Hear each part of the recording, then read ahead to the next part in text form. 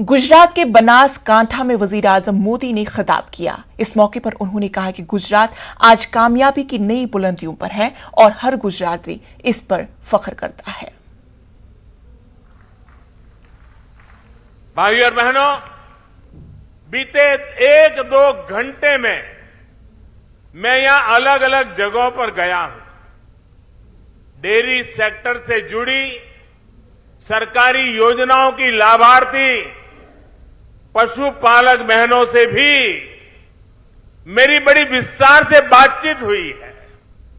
ये जो नया संकुल बना है, पोटैटो प्रोसेसिंग प्लांट है, वहां भी विजिट करने का अवसर मुझे मिला। इस पूरे समय के दौरान जो कुछ भी मैंने देखा, जो चर्चा हुई, जो जानकारियां मुझे दी गई है, उससे मैं बहुत ही प्रभावित हूं और मैं डेयरी के सभी साथियों को और आप सबको हृदय से बहुत बहुत बधाई देता हूं।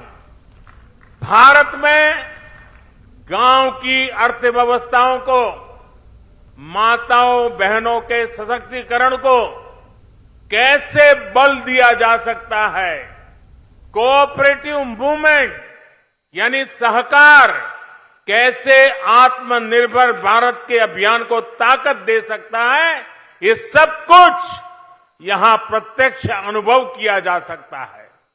कुछ महीने पहले मुझे अपने संसदीय क्षेत्र वाराणसी में बनास काशी संकुल का शिलान्यास करने का अवसर मिला था। मैं बनास डेयरी का हृदय से आभार व्यक्त करता हूं कि काशी के मेरे क्षेत्र में आकर के भी वहां के किसानों की सेवा करने का, पशुपालकों की सेवा करने का गुजरात की धरती से बनास डेयरी ने संकल्प किया और अब मूर्त रूप दिया जा रहा है।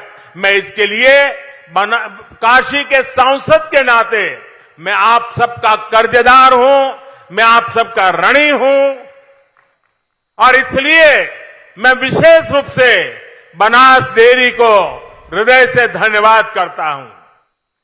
आज यहां बनास डेयरी संकुल के लोकार्पण का कार्यक्रम का हिस्सा बनकर मेरी खुशी अनेक गुना बढ़ गई है।